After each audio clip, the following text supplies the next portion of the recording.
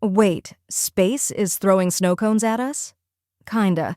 An interstellar comet called 3I Atlas is blasting jets like tiny ice volcanoes as it swings past the sun. Hubble reshot it a few days ago, and NASA says it's not from our solar system at all.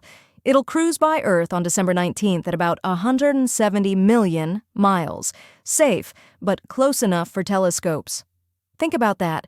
A billion-year-old visitor from another star system sneezing CO2 and dust, then ghosting us forever. Your ex? Dramatic. This comet